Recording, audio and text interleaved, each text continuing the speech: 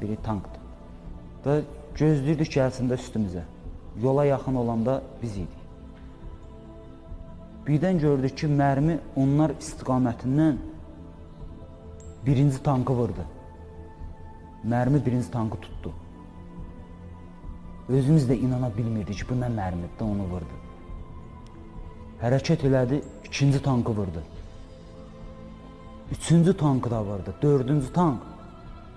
Döndü arxaya qaçanda onu da arxadan vurdu. Bir dənə də BMP var idi. Həmin BMP-ni bizdə şəhidlərimiz Tağıyev Ramiqlə Feyzullayev Beyrək iri çaplı pulemyotla BMP-ni yandırdılar. 12,7 mm çapında.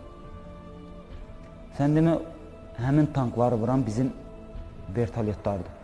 30 km dərinlikdən həmin tankları vurdular.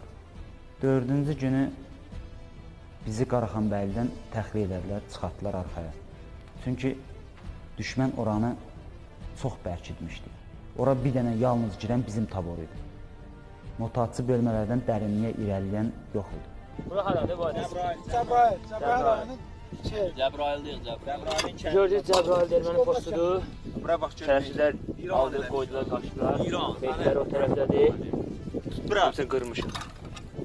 Qırmış, əzmiş, əzmiş. Axçıvandan.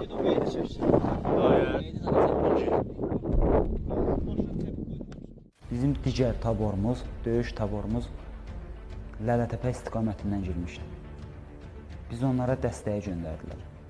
Həmin istiqamətdə onlar birinci eşelon, ikinci eşelonu yarmışdılar.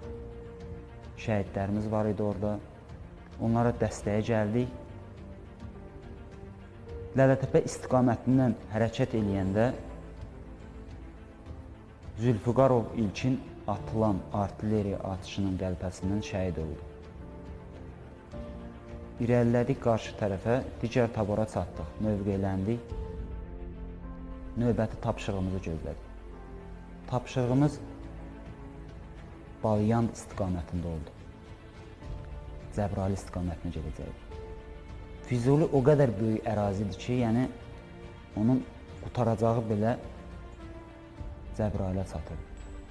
Axşam Cəbrayıl Balyan istiqamətində bizim digər qruplarla düşmən qüvvəsi qarşılaşdı. Gecə vaxtı atışma düşdü orada.